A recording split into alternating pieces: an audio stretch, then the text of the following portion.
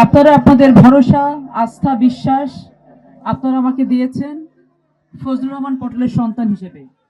আমার পক্ষে পথ চলা আরো অনেক বেশি কঠিন হতো যদি আমি তার সন্তান না হতাম।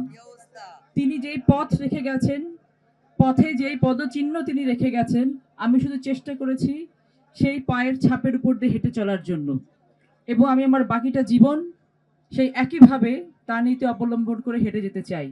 এবং তার যে চাওয়াটা ছিল, তার জনগণের জন্য কাজ করে যাওয়া, দেশের জন্য কাজ করে যাওয়া এবং জীবনের শেষ দিন পর্যন্ত কেবল দেশের কথা চিন্তা করা, আমি সেই কাজটি করে যাওয়ার চেষ্টা করব। আপনাদের কাছে আজ ওয়াদাবদ্ধ হতে চাই, বাবার কাছে হতে পারিনি, তিনি চলে গেছেন যখন, তখন আমরা তার কাছে কেউ ছিলাম না। তিনি 11 তারিখে মারা যান, 13 তারিখে তার দাফন হয় লালপুরের মাটিতে। আমি জানতাম না আমার বাবা চেয়েছিলেন কিনা যে আমি কখনো রাজনীতি করি।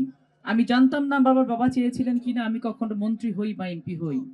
তবে আমি এতটুকু জেনেছি যে আমার বাবার মৃত্যুর পরে যে শূন্য স্থান তৈরি হয়েছিল, সেই শূন্য স্থান পূরণ করাটা আমার দায়িত্ব হিসেবে আমি নিয়েছিলাম। এবং সেই দায়িত্বের জায়গা থেকে আমি আগামী সময়টুকু লালপুর, বাগাতিপাড়া তথা নাটোরের সার্বিক বাংলাদেশ জাতীয়তাবাদী দলের যে রাজনৈতিক স্ট্রাকচার আছে, সেই স্ট্রাকচার পরিবর্তনে কাজ করতে চাই।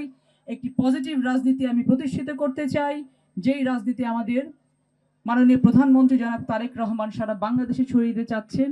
আমি তারই একটি কর্মী হিসেবে সেই রাজনীতি আমি সারা বাংলাদেশে ছড়িয়ে দিতে চাই। আপনারা আমাকে সহযোগিতা করবেন। আপনাদের সন্তান হিসেবে যেভাবে আমাকে সম্মান দিয়েছেন, স্নেহ করেছেন, একইভাবে আমি চাই বিগত আগামী সময়গুলোতে আপনি আমাদের পাশে থাকবেন, আপনারা সকলে আমার পাশে থাকবেন।